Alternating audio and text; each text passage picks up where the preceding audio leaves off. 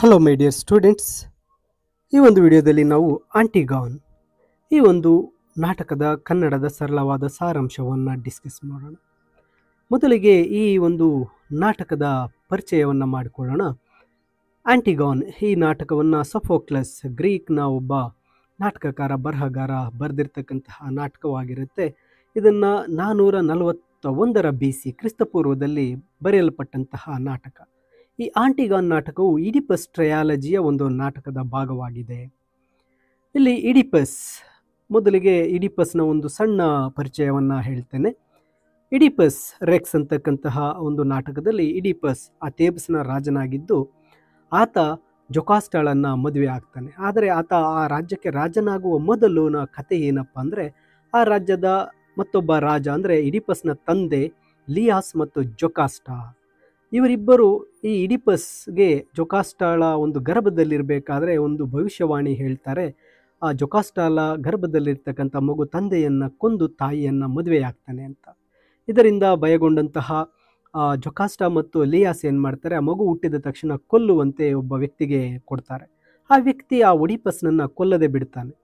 ಆ ಈಡಿಪಸ್ ಬೆಳೆದು ದೊಡ್ಡವನಾದ ನಂತರ ಥೇಬ್ಸ್ನ ಕಡೆ ಬರಬೇಕಾದಾಗ ತನ್ನ ತಂದೆ ಲಿಯಾಸ್ನನ್ನು ದಾರಿಯಲ್ಲಿ ಎದುರುಗೊಳ್ತಾನೆ. ಆ ತಂದೆಯ ನಿಜವಾದ ಅಂಶ ಗೊತ್ತಿಲ್ಲದೆ ಆ ಈಡಿಪಸ್ ತಂದೆಯ ಲಿಯಾಸ್ನನ್ನು ಕೊಲ್ತಾನೆ. ಥೇಬ್ಸ್ ನಗರಕ್ಕೆ ಬರ್ತಾನೆ. ಆ ಥೇಬ್ಸ್ನ ರಾಜಕುಮಾರಿ ಆಗಿರ್ತಕ್ಕಂಥ ಜೊಕಾಸ್ಟಾ ತನ್ನ ತಾಯಿ ಅನ್ನೋದು ಗೊತ್ತಿಲ್ಲದೆ ಆಕೆಯನ್ನು ಮದುವೆಯಾಗ್ತಾನೆ. ಮತ್ತು ಅವರಿಗೆ ಮಕ್ಕಳು ಕೂಡ ಆಗ್ತಾರೆ. ಆ ಮಕ್ಕಳಲ್ಲಿ ಎಟಿಯೋಕ್ಲಸ್, ಫಾಲಿನೈಸಿಸ್, ಆಂಟಿಗಾನ್, ನಾವು ಈಗ ಡಿಸ್ಕಸ್ ಮಾಡ್ತಾ ಇರ್ತಕ್ಕಂಥ ಆಂಟಿಗಾನ್, ಆಕೆಯು ಕೂಡ ಒಬ್ಬಳು, ಮತ್ತು ಇಸ್ಮೇನ್ ಅಂತಕ್ಕಂತಹ ಮಕ್ಕಳಾಗ್ತಾರೆ. ಈಗ ಈ ಆಂಟಿಗಾನ್ ವಿಷಯಕ್ಕೆ ಬರೋಣ.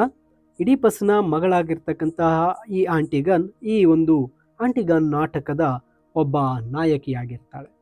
ಈ ಆಂಟಿಗಾನ್ ನಾಟಕದ ಒಂದು ಬ್ಯಾಕ್ಗ್ರೌಂಡ್ ಕತೆ ಏನು ಅಂತ ನೋಡಿದಾಗ, ಈ ಈಡಿಪಸ್ ವಿಷಯ ಗೊತ್ತಾಗಿ ಸಾಯ್ತಾನೆ. ಜೊಕಾಸ್ಟಾ ಕೂಡ ಸಾಯ್ತಾಳೆ. ಥೇಬ್ಸ್ನ ಈ ಈಡಿಪಸ್ನ ಮಕ್ಕಳಾದಂತಹ ಎಟಿಯೋಕ್ಲಸ್ ಮತ್ತು ಪಾಲಿನೈಸಿಸ್ ಏನು ಮಾಡ್ತಾರೆ, ಸಿಂಹಾಸನಕ್ಕಾಗಿ ಹೋರಾಡ್ತಾರೆ. ಇಲ್ಲಿ ಎಟಿಯೋಕ್ಲಸ್ ಮೊದಲು ಅವರಿಬ್ಬರು ಒಂದು ಒಪ್ಪಂದವನ್ನು ಮಾಡಿಕೊಂಡು ಸಿಂಹಾಸನದ ಮೇಲೆ ಕುಳಿತು ರಾಜ್ಯಭಾರ ಮಾಡ್ತಾನೆ. 1 ವರ್ಷದ ನಂತರ ಎಟಿಯೋಕ್ಲಸ್ ಏನು ಮಾಡ್ತಾನೆ, ತನ್ನ ಸಹೋದರನಾದಂತಹ ಪಾಲಿನೈಸಿಸ್ಗೆ ಈ ಒಂದು ರಾಜ್ಯವನ್ನು ಕೊಡಲು ನಿರಾಕರಣೆ ಮಾಡ್ತಾನೆ. ಆಗ ಪಾಲಿನೈಸಿಸ್ ಏನು ಮಾಡ್ತಾನೆ, ವಿದೇಶಿ ರಾಜಕುಮಾರರ ಮೇಲೆ ಒಂದು ಜೊತೆಯಲ್ಲಿ ಥೇಬ್ಸ್ನ ಮೇಲೆ ದಂಡೆತ್ತಿ ಬರ್ತಾನೆ. ಆದರೆ ಸೋತೋಗ್ತಾನೆ. ನಂತರ ಆ ಒಂದು ಯುದ್ಧದಲ್ಲಿ ಪರಸ್ಪರ ಈ ಸಹೋದರರು ಪಾಲಿನೈಸಿಸ್, ಎಟಿಯೋಕ್ಲಸ್ ಒಬ್ಬರೊಬ್ಬರು ಹೊಡೆದಾಡಿ ಸಾಯ್ತಾರೆ. ಸತ್ತಾಗ ಆ ಕ್ರಿಯಾನ್, ಜೊಕಾಸ್ಟಾಳ ತಮ್ಮನಾಗಿರ್ತಕ್ಕಂಥ ಸೋದರ ಆಗಿರ್ತಕ್ಕಂಥ ಕ್ರಿಯಾನ್ ಏನು ಮಾಡ್ತಾನೆ, ಥೇಬ್ಸ್ನ ರಾಜನಾಗ್ತಾನೆ. ಎಟಿಯೋಕ್ಲಸ್ಗೆ ಒಂದು ಗೌರವಯುತವಾದಂತಹ ಒಂದು ಅಂತ್ಯ ಸಂಸ್ಕಾರ ಮಾಡ್ತಾನೆ. ಆ ಥೇಬ್ಸ್ನ ಮೇಲೆ ದಂಡೆತ್ತಿ ಬಂದಂಥ ಪಾಲಿನೈಸಿಸ್ನ ಒಂದು ಶವವನ್ನು ಕೊಳೆಯಲು ಬಿಡ್ತಾನೆ. ಅವನಿಗೆ ಯಾವುದೇ ರೀತಿ ಅಂತ್ಯ ಸಂಸ್ಕಾರ ಮಾಡೋದಿಲ್ಲ. ಆ ನಂತರದ ಕಥೆಯೇ ಈ ಆಂಟಿಗಾನ್ ಕಥೆಯಾಗಿರುತ್ತೆ. ಇಲ್ಲಿ ಆಂಟಿಗಾನ್ ಯಾರು ಅಂದಾಗ, ಈಡಿಪಸ್ನ ಮಗಳು, ಹಾಗೆ ಎಟಿಯೋಕ್ಲಸ್ ಪಾಲಿನೈಸಿಸ್ನ ಸಹೋದರಿ, ಹಾಗೆ ಇಸ್ಮೇನ್ನ ಸಹೋದರಿಯಾಗಿರ್ತಾಳೆ. ಇಲ್ಲಿ ಈ ಒಂದು ಆಂಟಿಗಾನ್ ಕ್ಯಾರೆಕ್ಟರ್ನ ಬಗ್ಗೆ ಹೇಳಬೇಕಾದ್ರೆ, ಈಕೆ ತುಂಬ ಈ ಒಂದು ನಾಟಕದ ದುರಂತ ನಾಯಕಿ, ಮತ್ತು ತುಂಬ ಧೈರ್ಯಶಾಲಿಯಾಗಿರ್ತಾಳೆ. ಕ್ರಿಯನ್ನ ವಿರುದ್ಧವಾಗಿ ಹೋಗ್ತಾಳೆ. ಒಂದು ಹಠಮಾರಿ ಸ್ವಭಾವವನ್ನು ಹೊಂದಿರತಕ್ಕಂತಹ ಒಂದು ಪಾತ್ರವಾಗಿರ್ತಾಳೆ. ಮತ್ತು ತನ್ನ ನಿರ್ಧಾರಗಳ ಬಗ್ಗೆ ವಿಶ್ವಾಸವನ್ನು ಹೊಂದಿರ್ತಾಳೆ. ಮತ್ತು ಯಾವುದೇ ವಿಷಯದ ಮೇಲೂ ಕೂಡ ರಾಜಿ ಮಾಡಿಕೊಳ್ಳಲು ಸಿದ್ಧ ಇರೋದಿಲ್ಲ. ನಂತರ ಕ್ರಿಯಾನ್, ಇದು ಆಂಟಿಗಾನ್ನ ಚಿಕ್ಕಪ್ಪ. ಈತ ಈ ಥೇಬ್ಸ್ ನಗರದ ರಾಜನಾಗಿರ್ತಾನೆ. ಈತ ಒಬ್ಬ ಈಡಿಪಸ್ ಹಾಗೂ ಅವನ ವಂಶ ಒಂದು ದುರಂತದ ಆಕಾಂಕ್ಷೆಗಳಿಂದ ತನ್ನನ್ನು ತಾನು ದೂರವಿಟ್ಟುಕೊಂಡಿರ್ತಾನೆ. ಮತ್ತು ಆ ಒಂದು ಥೇಬ್ಸ್ನ ರಾಜಕೀಯ ಮತ್ತು ಸಾಮಾಜಿಕ ಒಂದು ವ್ಯವಸ್ಥೆಯಲ್ಲಿ ಆಸಕ್ತಿಯನ್ನು ಹೊಂದಿರ್ತಾನೆ. ಈತ ಪಾಲಿನೈಸಿಸ್ಗೆ ಅಂತ್ಯ ಸಂಸ್ಕಾರ ಮಾಡಬಾರ್ದು, ಮಾಡಿದವರಿಗೆ ಮರಣದಂಡನೆ ಅಂತಕ್ಕಂಥ ಆಜ್ಞೆ ವಿಧಿಸಿರ್ತಾನೆ. ಇನ್ನು ಇಸ್ಮೇನ್, ಆಂಟಿಗಾನ್ನ ಸಹೋದರಿ, ಈಕೆ ತುಂಬ ಸುಂದರವಾಗಿರ್ತಾಳೆ, ಮಾತುಗಾರ್ತಿ, ಒಳ್ಳೆಯ ಹುಡುಗಿ ಆಗಿರ್ತಾಳೆ. ಹಾಗೆ ಆ ಒಂದು ಕ್ರಿಯಾನ್ನ ಒಂದು ಆಜ್ಞೆಗಳಿಗೆ ತಲೆಬಾಗ್ತಾಳೆ. ಆಂಟಿಗಾನನ್ನು ಕ್ರಿಯಾನ್ ವಿರುದ್ಧ ಹೋಗಬೇಡ ಅಂತ ಹೇಳಿ ಆಕೆಯನ್ನು ತಡೆಯಲು ಪ್ರಯತ್ನಿಸ್ತಾಳೆ.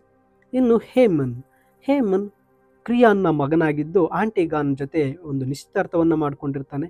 ಆಂಟಿಗಾನನ್ನು ಕೊಲ್ಲೋದಕ್ಕೆ ಕ್ರಿಯಾನ್ ಹೇಳಿದಾಗ ತಂದೆಯ ಬಳಿ ಆಂಟಿಗಾನನ್ನು ಉಳಿಸೋದಕ್ಕೆ ಬೇಡಿಕೊಳ್ತಾನೆ. ಕೊನೆಗೆ ತನ್ನನ್ನು ತಾನೇ ಕೊಂದುಕೊಳ್ತಾನೆ, ಆತ್ಮಹತ್ಯೆಗೆ ಈಡಾಗ್ತಾನೆ. ಇನ್ನು ಈ ನಾಟಕದಲ್ಲಿ ಬರುವಂಥ ಮತ್ತೊಂದು ಪಾತ್ರ ದಾದಿ, ಒಬ್ಬ ನರ್ಸ್ ಆಗಿರ್ತಾಳೆ. ನಂತರ ಯೂರಿಡೈಸ್, ಕಿರಿಯನ್ನ ಹೆಂಡತಿ, ಹೇಮನ್ನ ತಾಯಿ, ಇವಳು ಕೂಡ ಕೊನೆಯಲ್ಲಿ ತನ್ನ ಕತ್ತನ್ನು ಕತ್ತರಿಸಿಕೊಂಡು ಸಾಯ್ತಾಳೆ. ಇನ್ನು ಕೋರಸ್, ಈ ಕೋರಸ್ ಅಂದಾಗ ನಾಟಕದ ನಿರೂಪಕರ ಹಾಗೆ ಕೋರಸ್ ಏನಾಗುತ್ತೆ, ನಾಟಕದ ಒಂದು ಪ್ರೋಲಾಗ್ ಮತ್ತು ಎಪಿಲಾಗ್ನಲ್ಲಿ ನಾಟಕವನ್ನು ಒಂದು ಹೋಗ್ತಕ್ಕಂಥ ನಾಟಕವಾಗಿರುತ್ತೆ. ಮತ್ತು ಇದು ಥೇಬ್ಸ್ ಜನರ ಪರವಾಗಿ ಮತ್ತು ಪ್ರೇಕ್ಷಕರ ಪರವಾಗಿ ಇರತಕ್ಕಂತಹ ಒಂದು ಪಾತ್ರ ಕೋರಸ್ ಆಗಿರುತ್ತೆ. ಈಗ ಈ ಆಂಟಿಗಾನ್ ನಾಟಕವು ಸಹೋದರರು ಒಬ್ಬರನ್ನೊಬ್ಬರು ಯಾರು ಇಟಿಯೋಕ್ಲಸ್ ಮತ್ತು ಪಾಲಿನೈಸಸ್ ಇಬ್ಬರನ್ನೊಬ್ಬರು ಕೊಂದುಕೊಂಡ ನಂತರ ಇಲ್ಲಿ ಕ್ರಿಯಾನ್ ರಾಜನಾಗಿ, ಇಟಿಯೋಕ್ಲಸ್ ಆ ರಾಜ್ಯದ ರಾಜನಾಗಿದ್ದರಿಂದ ಆತನಿಗೆ ಒಂದು ರೀತಿ ಗೌರವಯುತವಾದಂಥ ಒಂದು ಅಂತ್ಯ ಸಂಸ್ಕಾರವನ್ನು ಮಾಡ್ತಾನೆ. ಹಾಗೆ ಆ ರಾಜ್ಯದ ಮೇಲೆ ದಂಡೆತ್ತಿ ಬಂದಂತಹ ಪಾಲಿನೈಸಸ್ಗೆ ಯಾವುದೇ ರೀತಿ ಅಂತ್ಯ ಸಂಸ್ಕಾರ ಮಾಡಬಾರ್ದು ಮತ್ತು ಮಾಡಿದವರಿಗೆ ಮರಣದಂಡನೆ ವಿಧಿಸಿರ್ತಾನೆ.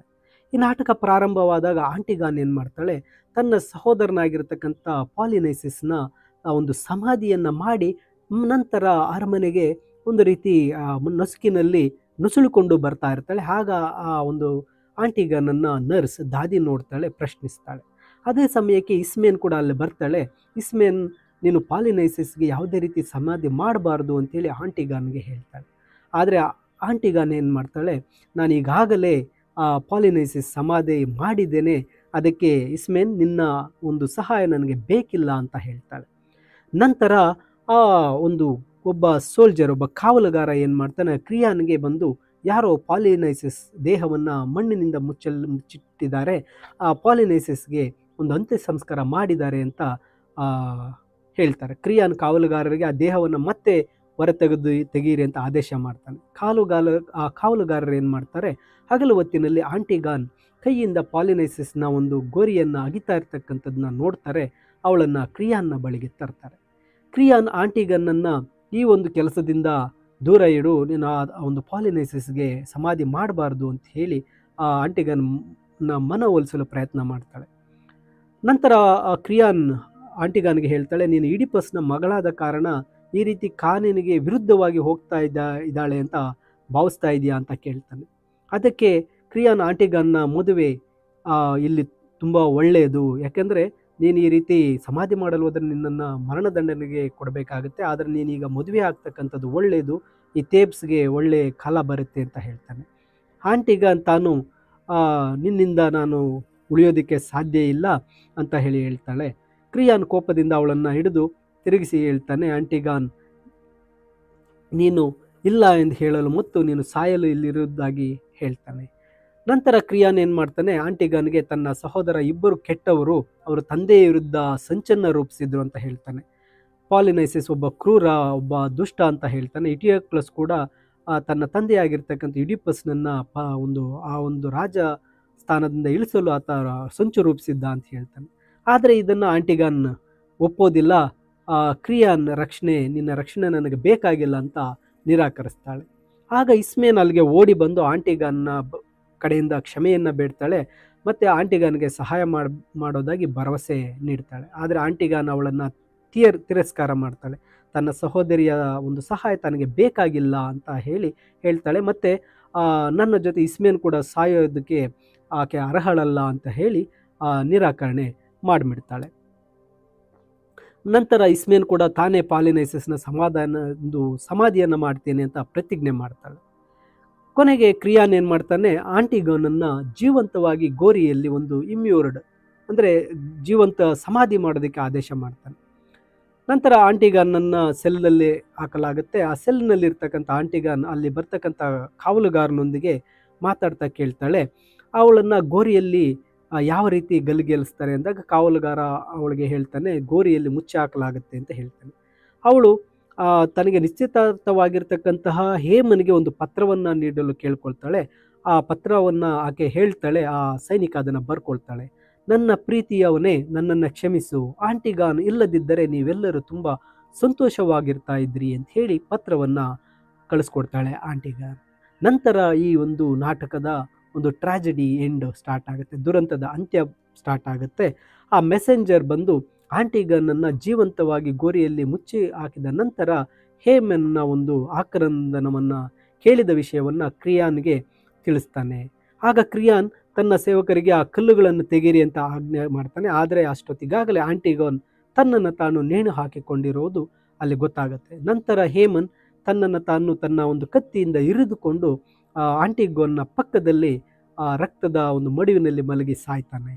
ಹೇಮನ್ ಸಾವಿನ ಬಗ್ಗೆ ತಿಳಿದ ನಂತರ ಆತನ ತಾಯಿ ಯುರಿಡೈಸ್ ತನ್ನ ಒಂದು ಒಂದು ತನ್ನನ್ನು ತಾನೇ ಆಕೆ ತನ್ನ ಕತ್ತನ್ನು ಕತ್ತರಿಸಿಕೊಂಡು ಸಾಯ್ತಾಳೆ.